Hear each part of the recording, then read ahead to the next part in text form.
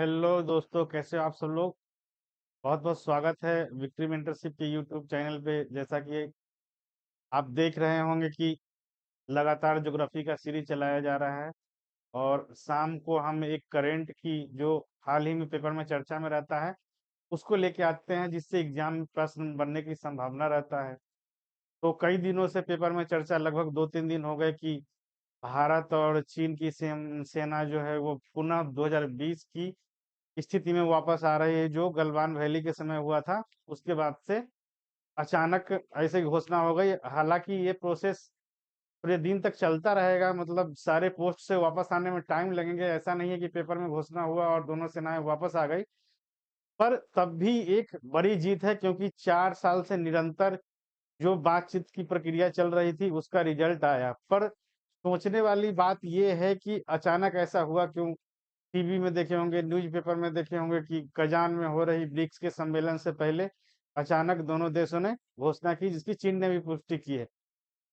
तो ऐसा क्या हुआ कि चीन की जो पीएलए है या फिर उनके राष्ट्रपति हैं जो इस बात के लिए सहमत हो गए, तो इसको देखेंगे वैश्विक परिदृश्य में। तो बहुत सारे व्यापक स्तर है इसके, लेकिन वो सब चर्चा की बातें हैं जो हम चर्चा करेंगे, समझने में सहायक होगा। जो एग्जाम के पॉइंट ऑफ व्यू से आएगा वो हम नोट कराएंगे। कितनी बातें पेपर में होती है या न्यूज चैनल में दिखाए जाते हैं, उन सब से जानकारी तो हो जाता है, पर न्यू एग्जाम में कुछ नहीं आता। तो हमने देखे होंगे कि आप उस सारे घटना जो 4 साल में जितने भी विवादित स्थल रहे हैं, जिन राज्यों के साथ सीमा विवाद है और चाइनीज बराबर घुसपैठ होते रहे, उन क्षेत्रों की चर्चा। जितने प्रोजेक्ट है भारत सरकार का इस इलाके में और विवादित रहे हैं, चीनी सरकार या सेना के द्वारा उस पर विरोध जताए गए हैं, अरुणाचल पे हमेशा तिरछी निगाहें रही है चाइना की, तो उन सबको मैप के वाइज लेके आए हैं। और इनमें से जितने जो लिखी हुई देख रहे होंगे वो सब फैक्ट पीटी का डायरेक्ट क्वेश्चन है। तो चलिए दोस्तों, शुरू करते हैं। पूरा जो आप देखे होंगे, अरुणाचल प्रदेश से लेके पूरब में पश्चिम में लद्दाख तक, बीच के नेपाल का और भूटान का एरिया छोड़ दे, तो लगभग 3488 किलोमीटर के आसपास भारत और चीन के बीच सीमा साझा करता है।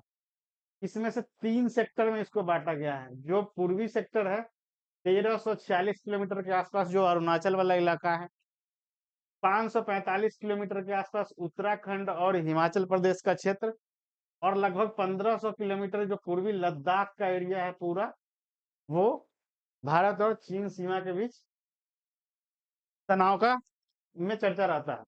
अब इसमें देखिएगा, कई बार चर्चा में एग्जाम रहा है सक्सकाम घाटी। ये पाकिस्तान ने एक समझौते के तहत चीन को दे दिया।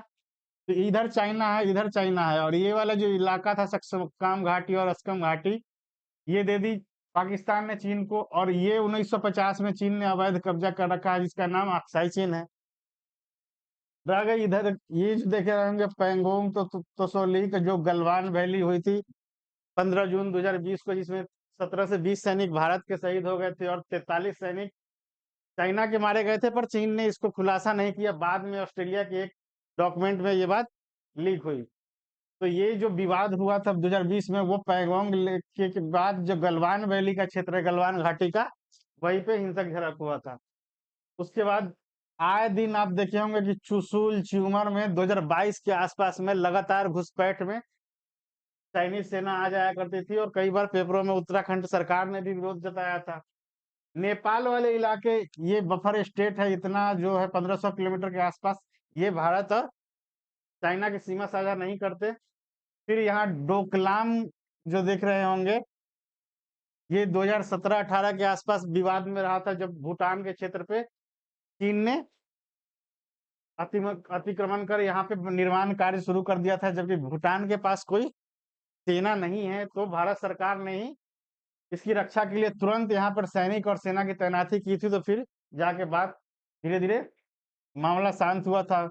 ये नाकुला जो है सिक्किम के पास जो दर्रा है, उस पे यहाँ से पूरे नॉर्थ ईस्ट को कटिंग करने के लिए चाइना इस पे ध्यान लगाए रहता है। उसके बाद देखेंगे, पूरे अरुणाचल प्रदेश पे वो दावा जताते रहा है। जब भी कोई भारतीय नेता या फिर आप दलाई लामा को सुने होंगे कि वहां कोई यात्रा करने, कोई सम्मेलन करने जाते हैं, तो वो विरोध जताता है कि वो जो अरुणाचल प्रदेश वाला क्षेत्र है वो चीन का हिस्सा है।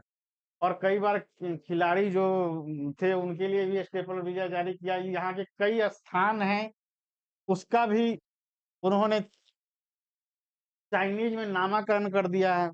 तो इन सब तनाव के बावजूद आपने देखा होगा कि अचानक से घोषणा होती कि दोनों सेनाएं अपने अपने बैरक में बहुत जल्द वापस चले जाए। बैरक कहने का मतलब ये है कि जो 2020 के स्थिति थी, जैसे कि ये पेंगो तोसो लीक वाले इलाके पे जो पेट्रोलिंग पॉइंट 8 तक जो भारतीय सेना जाती थी, तो वो पेट्रोलिंग फिर से शुरू होगा।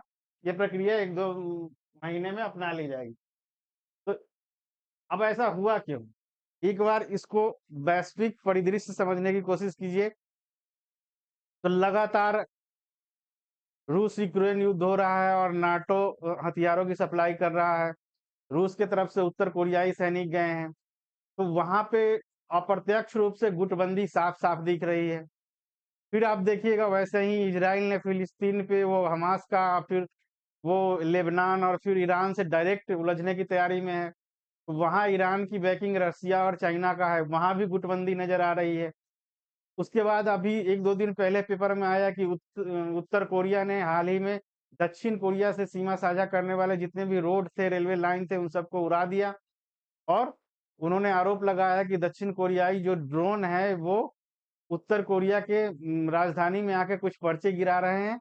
और वहां की शासक और उनकी बहन ने सीधे सीधे युद्ध की घोषणा की धमकी दी है और अपने सेना को तैयार रहने की चेतावनी दी है। तो ये सारे गुटबंदी को आप देखिएगा तो एक बात स्पष्ट हो जाएगी कि पिछले जो प्रथम विश्व युद्ध हुआ, उसके बाद द्वितीय विश्व युद्ध हुई, उसके बाद नाटो और वार्सा पैक्ट के समय गुटबंदी चल रही थी। वार्सा पैक्ट खत्म हुआ, यूएसएसआर का विघटन हो गया, उसके बाद भी कोल्ड वॉर चलते रहा। अब भी आप दो ध्रुवीय व्यवस्था देखेंगे, यानी दुनिया के जो पावरफुल देश है वो दो गुटों में अप्रत्यक्ष रूप से विभाजित हो ही रहे हैं। तो अभी भी ब्रिक्स में क्या हो रहा है? पहले से भारत, ब्राजील और रसिया, इंडिया, चाइना, ये था ही 5 देश। फिर आपने यूएई और वगैरह ये सब, ईरान वगैरह शामिल हुए तो 9-10 देश हो गए। और इनमें करीब करीब 30-35 देशों ने और आवेदन किया है कि हमको भी ब्रिक्स में शामिल होना है। तो ब्रिक्स को एक नाटो की एंटी ग्रुप के रूप में देखा जा रहा है। चाइना का क्या स्थिति है कि चाइना ने क्यों ये चीजें अभी ही की? तो एक तो रसिया का रोल रहा ही है, क्योंकि वो लगातार 4-5 महीने पहले से वो कोशिश कर रहा है कि भारत और चाइना का विवाद खत्म हो, ताकि वो एक गुट दिखा सके कि हाँ हमारा भी एक, जब भी भारत चाइना के बीच विवाद होता है तो वो रूस की स्थिति थोड़ा द्वंद वाली हो जाती है। तो इस चीज को स्पष्ट करा के वो, जबकि रूस पे यूक्रेन पे हमला के बाद से देख रहे हो कि हजारों प्रतिबंध लगे हुए हैं, उसके बावजूद इतनी बड़ी नेतृत्व कर रहा है और इतने देशों की जो विवाद है उसको सॉल्व करवा रहा है। तो चाइना का इसमें हित क्या हो सकता है? एक तो वैश्विक मंच पे अमेरिकी विरोधी गुट में वो बड़ी शक्ति होके दिखाए। दूसरा, जो भारत का दक्षिण चीन सागर, हिंद महासागर को लेके जो भारत, अमेरिका और ऑस्ट्रेलिया, जापान का जो क्वाड ग्रुप है उसमें कोई मिलिट्री एग्रीमेंट ना हो। तीसरा, चाइना का अपना भी लोभ है।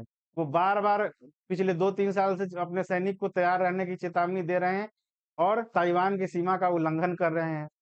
तो ये शायद बहुत दिन नहीं टलेगी और वो जो ताइवान है उसमें घुसपैठ करेंगे। तो एक बात उसको ये भी नजर में होगा कि जितने पूरे पश्चिमी देशों के प्रतिबंध के बावजूद भारत ने रूस से तेल खरीदना जारी रखा, तो वो ये सोच रहा हो कि भाई हम जब ताइवान में घुसे तो भारत हमारे एंटी ना हो, ताकि पश्चिमी देशों को कोई बेस ना मिल जाए। इन सब वजहों से देखने में आया कि इतनी बड़ी विवाद जो चाइना पीछे हटा और भारत का 2020 वाली स्थिति में जाना संभव हुआ। अब ये सब कहानी एग्जाम में कैसे प्रश्न आएंगे? जो लोअर एग्जाम है उसमें या तो भारत चीन सीमा जो साझा करते हैं वो कितने किलोमीटर में है, या फिर कितने राज्य हैं वो देख लीजिएगा। भारत और चीन सीमा के जो लाइन है उसका क्या नाम है, जैसे मैक मेहन प्रीवियस ईयर में कई बार पूछ रखा है। या फिर जितने भी विवादित रहे हैं, जैसे त्वांग है तो त्वांग को अरुणाचल में है, कई राज्यों का नाम दे देगा। या फिर नाकुला सेक्टर कहाँ है, कई राज्यों का नाम दे दे।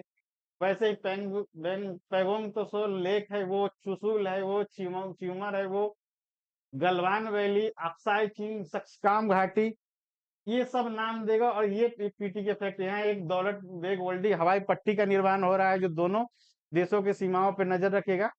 तो ये चीजें ही पूछेगा, बाकी चीजें जो जितने भी अनाउंस किए हैं समझने वाली चीजें थी, वो नोट करने की जरूरत नहीं है। पर जो स्थान है, मैं एक बार फिर से कह रहा हूँ,